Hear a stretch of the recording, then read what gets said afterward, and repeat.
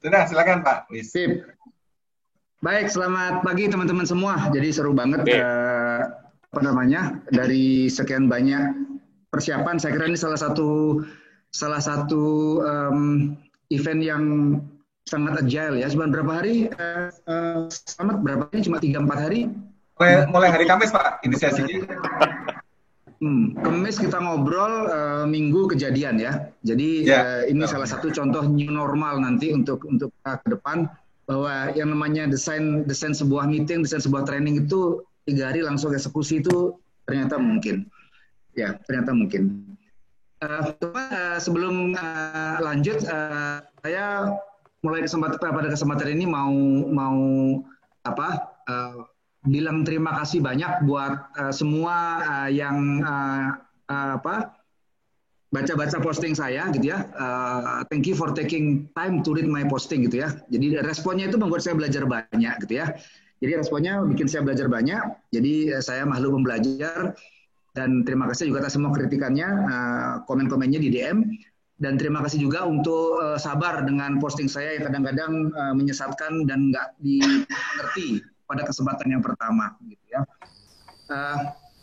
Ini kesempatan yang bagus buat ketemu teman-teman semua, menjangkau sangat banyak orang, dan saya sekali lagi mengucapkan terima kasih. Ya, kalau kita lihat di pengalaman kita sebagai bangsa, pengalaman kita sebagai diri kita sendiri, pekerjaan, ketika dengar COVID pertama kali, seru lihat di Wuhan gitu ya. Wah seru, masih jauh, tiba-tiba jeder masuk dan kita shock gitu ya. Kita shock. Waktu kita shock itu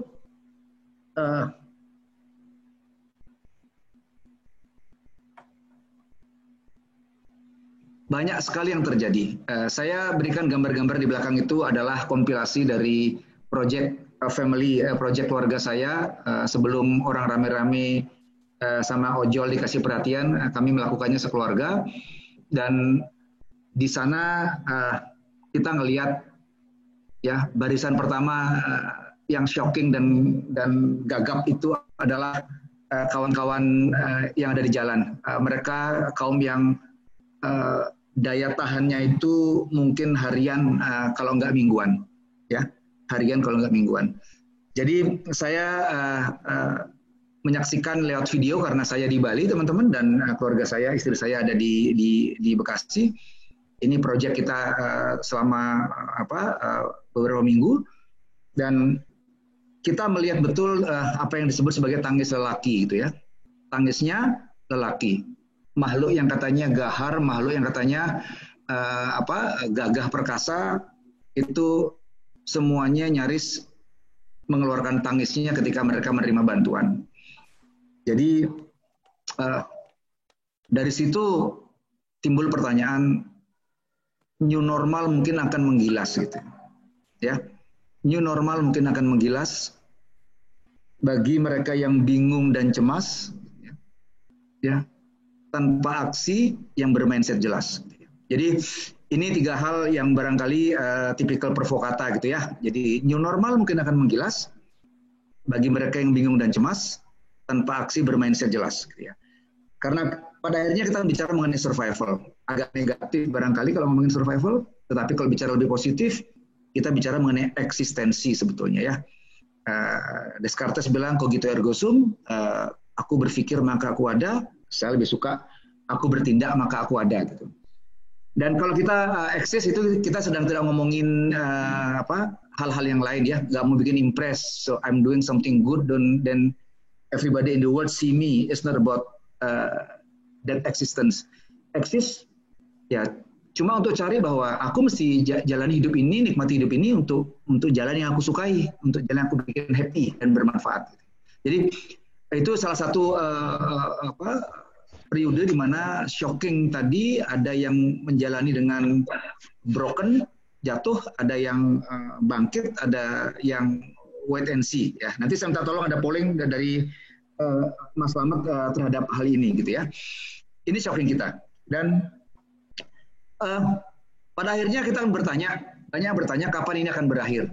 Ya, saya mau ajak teman-teman untuk nggak usah nanyain kapan berakhir, karena masalahnya bukan kapan berakhir, tetapi kalau sudah berakhir itu terus kita mau ngapain, gitu ya.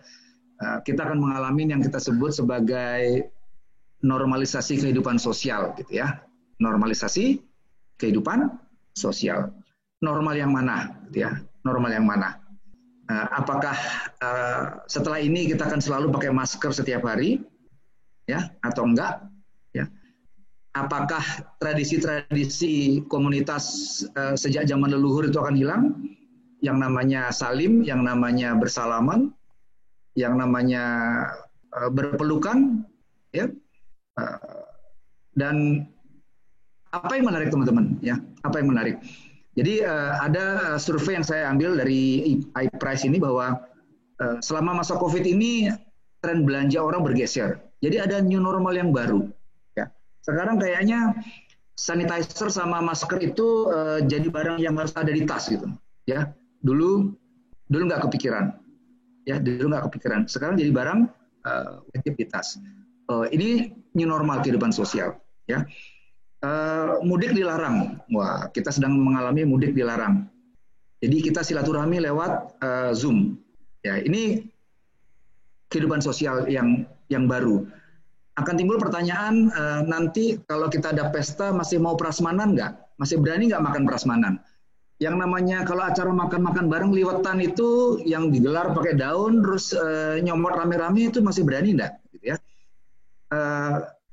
Nonton di teater nanti apakah bangkunya isi kosong itu jalan terus atau sudah berakhir? Bis juga isi kosong, seatnya terus harganya jadi 2 kali lipat, tiketnya nggak semua orang bisa menjangkau, apakah akan seperti itu? Banyak sekali pertanyaan, kalau kita bicara normalisasi itu normal yang mana? Apakah normal ke tempat yang dulu atau normal ke tempat yang baru, dan yang baru yang seperti apa? Satu kata yang saya temukan, satu kalimat yang saya temukan dari kajian beberapa artikel bahan bacaan jurnal-jurnal itu adalah kita akan diminta atau diharapkan lebih connected, lebih terhubung di dalam jarak, gitu ya. Ini paradoks baru yang kita akan temui nanti di masa lalu dengan tradisi masyarakat komunitas kita. Kalau kita connected itu biasanya ketemuan, ya. Nah, kopdar itu ketemuan, ya. Face to face itu ketemuan, itu adalah connected. Sekarang kita diajak untuk connected in distancing. Jadi bagaimana ketika jarak memisahkan kita, tapi kita tetap terkoneksi, gitu ya. Itu kayaknya sebuah normal baru yang akan kita sambut. Belum tahu kadarnya seperti apa. Ya. Apakah hanya di kehidupan sosial? Mari kita lihat juga setelah ini akan ada normalisasi kehidupan perusahaan, ya. Zaman dulu, zaman saya masih kuliah, ada normalisasi kehidupan kampus, gitu ya. Jadi Menteri Daud Yusuf membuat kampus tidak boleh berpolitik, harus sekolah saja. Ini sekarang ada normalisasi kehidupan perusahaan. Nah, normal yang mana? Normal yang mana? Saya yakin setiap perusahaan, setiap usaha itu sekarang sedang menyusun yang saya sebut sebagai the unlock down plan, ya. Jadi the post pandemic plan, dan ya bahasanya mungkin bahasa gampang di unlock down. Nah, kalau sekarang kita bicara mengenai lockdown, sekarang di unlock down. Ada gambar yang agak seru di bawahnya. Apa itu di unlock down? Gimana dapetin duit tetapi tetap sehat, gitu ya. Jadi gimana dapat dolar itu tetapi tetap sehat, ya. Jadi kesehatan dijaga tapi dolarnya jalan. Di unlock down plan itu pasti akan dimulai dengan mencoba kembali ke kehidupan awal. Jadi para karyawan itu akan diminta untuk datang dan produksi langsung di restart, ya.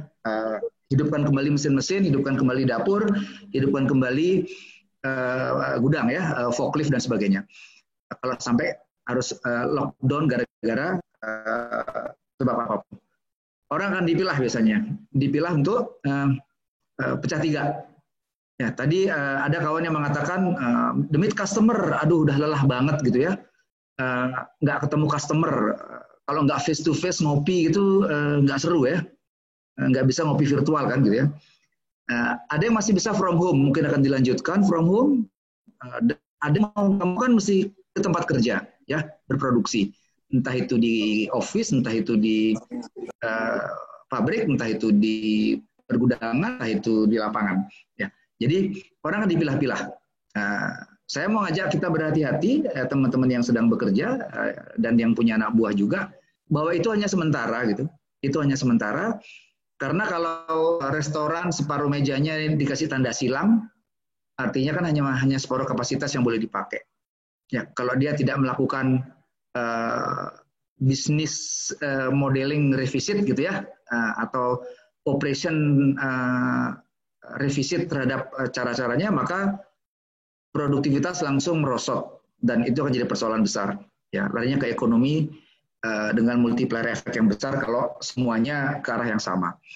Jadi akan ada namanya jalur kuning nanti setelah return dan restart itu ada pemikiran dari para pemilik, para pengusaha atau jajaran manajemen untuk bagaimana people operation strategi itu akan dipenuhi, karena produktivitas dengan normal yang baru juga akan menuntut pengukuran. Ya, saya rasa hanya masalah waktu. Kita akan masuk ke otomasi, ya, di mana industri 4.0 itu kan sudah gabung antara automation sama digitalization. Saya kira ini ada percepatan saja, nanti akan ada percepatan untuk yang sifatnya manufaktur gitu ya, ada percepatan. Nah, yang menarik adalah itu adalah saya sebutnya sebagai operation pivot gitu ya, operation pivot. Jadi gimana kita switching metodologi dengan constraint yang baru, dengan variabel yang baru, tetapi kita bicara mengenai kinerja, ya, produktivitas tetap menjadi urusan yang penting. Yang kedua, kita akan merevisit. Jadi perusahaan banyak merevisit bisnis modelnya, ya, masuk portfolio. Ya, kita tahu bahwa industri penerbangan yang paling sengsara sekarang ini nyaris terhenti semua dan mulai mencoba recovery. Dan kita ngelihat juga bahwa sekarang job di pesawat terbang itu diisi kargo. Salah satu bentuk pivoting yang segera gitu ya. Saya lihat kawan-kawan di AirAsia tuh jobnya kemarin fotonya diisi kargo-kargo, dikasih jaring dan berangkat. Jadi akan banyak baik portfolionya yang tadinya angkut penumpang jadi angkut kargo ataupun cara kerjanya, gitu ya. Yang gilirannya akan timbul pertanyaan kepada kita sendiri nanti, kepada kita sendiri, kira-kira saya kena dampak seperti apa ya, gitu ya.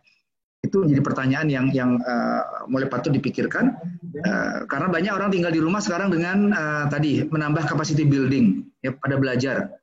Saya kadang bertanya, belajarnya untuk apa ya, gitu ya? Belajarnya untuk tahu aja, tahu banget, setelah tahu mau ngapain. Ya, saya mau ajak supaya belajarnya kita bersiap-siap kalau ada people operation strategi yang bergeser itu kita adaptif, gitu ya, kita adaptif. Jadi there will be another question, will be the impact for ya. Nah, nanti yang galau sering bertanya why me, gitu ya, kenapa gue, kenapa nggak orang lain dan seterusnya. Ini kira-kira normalisasi kehidupan perusahaan, normal yang mana?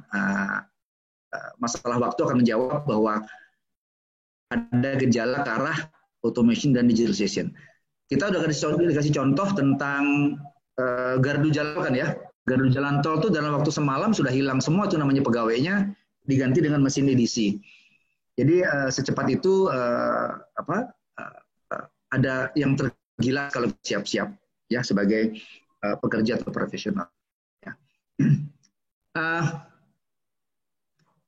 Secara makro kita bicara nanti pemulihan ekonomi ya, setelah kesehatan maka ekonomi dipulihkan. Ya, agenda-agendanya sudah mulai kerasa, ada bocoran-bocoran kertas kerja dari pemerintah, dan kalau teman-teman lihat di PBB yang rasanya juga dikerjakan oleh semua perusahaan, semua negara. Yang pertama adalah health first. Ya, kita mencoba ya memproteksi warga negara itu pasti. Nah, kemudian adalah protecting people. Semua sembako. Jadi kita mencoba orang-orang yang kaum vulnerable, kaum yang rawan, ini diprotek dulu ya dengan bantuan langsung baik pemerintah maupun para warga negara itu mengerjakan. Nah, yang ketiga nanti adalah economic response dan recovery. Ini yang tadi saya bilang memulihkan yang namanya kehidupan di perusahaan. Bagaimana proteksi job, pekerjaan-pekerjaan, jadi UKM-nya ya, lalu sektor informal yang akan ada stimulus-stimulus dari pemerintah yang sedang jalan juga. Baru kita ngomong sebagai makroekonomi, sebagai negara dan seterusnya, yang pada akhirnya kita ketemu stabilitas baru secara sosial ekonomi nanti gitu ya. Ini gambar besarnya. Kalau bicara secara praktis nih teman-teman, kira-kira yang pulih bakal dapat angin segar pemulihan cepat yang mana nih? Jadi ada 2 grafik yang saya kutip dari kertas kerja mungkin kertas kerjanya pemerintah gitu. Jadi ada sumbu X, sumbu Y, di mana sektor industri di sumbu X itu akan didahulukan yang hijau. Jadi sektor-sektor yang sangat esensial gitu ya. Esensial itu kira-kira kebutuhan primer. Ya, kita bicara mengenai kebutuhan primer, sembako, gitu, energi, itu primer. Nah, ya kalau zaman dulu kita bilangnya waktu sekolah saya SD itu sandang pangan papan gitu ya, itu akan didahulukan ya.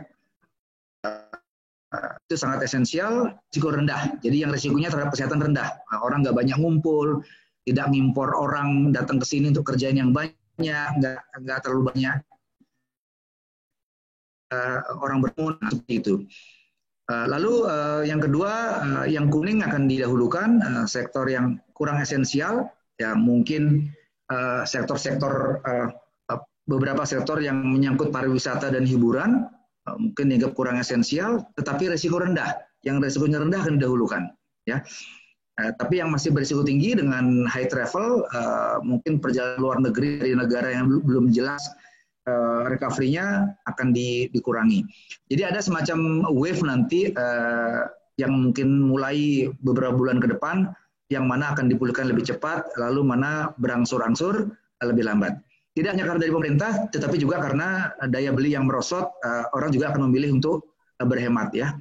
Kita sudah menolong banyak teman yang daya tahannya untuk 3-4 hari. Orang mencoba berhemat supaya daya tahannya lebih panjang, yang sebulan, 2 bulan, 3 bulan, dan seterusnya. Ini maaf, Pak Wis. Ya, waktunya sudah mendekati habis, sudah lebih. Oke, baik. Dan sebelumnya kita kan sering dapat jargon tuh mengenai VUCA gitu ya, volatility, uncertainty, ambigu, kompleksiti. Rasanya ini VUCA beneran gitu ya. Ini VUCA beneran. Kita sudah baca semuanya dan ya, saya nulis kemarin no such best practice, tidak ada proven playbook. Saya nulisnya begini supaya teman-teman juga nanti nyikapinya sama dengan ini tawaran sikap. Selalu ada kali yang pertama kita selalu deg-degan, nyali dan jiwa kita seperti itu ya. Untuk kali pertama naksir cewek, pertama nembak gitu ya, pertama ngelamar gitu ya, itu deg-degan ya. Hari pertama masuk kerja deg-degan. Selalu ada kali yang pertama. Dan saya mau ajak teman-teman untuk nyikapinya ada pilihan ke growth mindset. Itu salah satu yang kita coba ajak teman-teman ke arah sana. Nah, saya akan detailkan apa itu growth mindset, kita bisa jadi sama-sama. Yang menarik teman-teman, di DM saya, di kontak-kontak saya setelah posting itu lumayan banyak berseliweran obrolan. Ini contoh saja. Saya ambil inisialnya ya. Ada kawan-kawan di level operator pabrik yang ternyata pivoting dia. Ya. Dia bilang gini ke saya, Om, saya kerja di pabrik kosmetik dengan high end ya, yang mereknya merek high end, yang pasti mahal banget. Emang turun banget permintaannya. Saya jagonya ngurusin filling machines. Kayaknya saya mau pindah ke farmasi nih gitu ya. Kayaknya farmasi kesehatan lagi banyak dibutuhkan gitu. Besok interview gitu ya. Dan kita diskusi mengenai gimana menghadapi interview. Minggu kemarin dia cerita lagi DM ke saya, Om terima kasih ya, aku udah diterima katanya. Ini luar biasa, dia peselancar sejati, nggak ngeributin macam-macam, tapi ombaknya COVID tidak dipikirin, tapi gimana dia ya. Ada juga yang kedua ini, dia seorang CI supervisor di pabrik juga yang belakangan posting dia jualan dan kita di MDM-an langsung nembak gitu ya. Om mau coba bikin kue WFH itu cepat kelar, saya punya waktu banyak, tolong beli ya. Dia mencoba reach for help untuk beli gitu ya. Yang ketiga ada pemilik resto cafe kecil, mejanya disilang-silang, dia pindah barangnya ke frozen. Jadi yang dia jualan aja take away, dia tawarkan juga frozen food. Nah, yang menarik salah satu juga komentator di dalam setiap posting saya, dia bilang, saya COVID nggak ada COVID, tenang-tenang aja om gitu ya. Keahlian saya memperbaiki mesin dan sampai sekarang tidak melihat adanya penurunan permintaan jasa ini. So I'm fine. So ini contoh-contoh bahwa di tingkat teknisi, operator gitu ya, supervisor, pemilik usaha kecil, mereka sudah ride the wave gitu ya, ride the wave. So ini menarik untuk kita jadikan renungan bahwa sebagian orang sudah mulai untuk ride the wave, tidak ngerebutin ombaknya. Pertanyaan sekarang, no what ya? Selalu yang pertama kali deg-degan nyali dan jiwa. Somehow kita ditanya pada sebuah pertanyaan yang memojokkan, what to do when you don't know what to do, ya? What to do when you don't know what to do. Jadi kita akan bicara mengenai beberapa hal ya. Jadi perusahaan pasti akan melakukan pivoting, sekurang-kurangnya cara kerja dan bagaimana kita siap adaptasi, apakah kita diterima atau terpental. Itu keniscayaan, acceptance yang kita perlukan. Kita berpikir untuk pivoting, kita perlu open mind. Tidak hanya tidak hanya yang ngelamar, tapi juga recruiter ya untuk terima cross industry. Ya. Banyak transversal skill yang bisa dimanfaatkan oleh industri yang lain. Saya di rumah sakit ngambil dari hotel, ngambil dari bank, ngambil dari dealer mobil untuk jadi salesman di rumah sakit. So, and they are doing good ya. Dan yang penting mindset. Tadi kita bicara growth mindset. Kita bicara resilience, kita bicara bagaimana ya. Dan VUCA ini perlu mindset. Nanti teman-teman akan bicara ya, akan bicara. Ada sektor-sektor baru, pekerjaan baru yang muncul dari pekerjaan-pekerjaan yang sudah hilang. Mari kita retrain, upskilling, dan teknologi memudahkan. Ada jagoan teknologi nanti akan ngomong. Dan dengan cara yang baru digitalisasi, tadi saya bilang digitalisasi dan otomasi itu kan keniscayaan. Cara kita interview, cara kita presentasi, cara negosiasi, cara ngajar, pasti akan beda. Ya, pasti akan beda. Nah, teman-teman, ini pengantar saya untuk masuk ke rekan-rekan saya yang lain. Sebagai kolonial, saya dikasih di depan. Dan mudah-mudahan manfaat nanti ketika kita di breakout rooms. Demikian, Mas Slamet, mudah-mudahan bermanfaat. Oke, terima kasih Pak Sudo. Tepuk tangan buat Pak Sudo, teman-teman. Pak sudah menyampaikan sharingnya. Ya. Nomor 2 nih.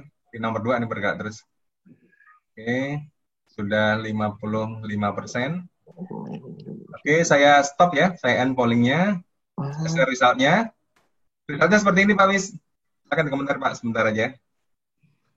Iya, saya rasa saya juga menduga kita di tengah-tengah perjalanan begini menarik untuk melakukan polling ini nanti 2 bulan lagi. Mungkin ada pergeseran gitu ya. Siap. Ya, thank you. Oke, betul Pak Wis. Oke, kita lanjut ke pemateri yang kedua. Beliau adalah Pak Roh Mudianto. Silakan Pak, waktunya 10 menit, mungkin dikonseskan Pak. Terima kasih.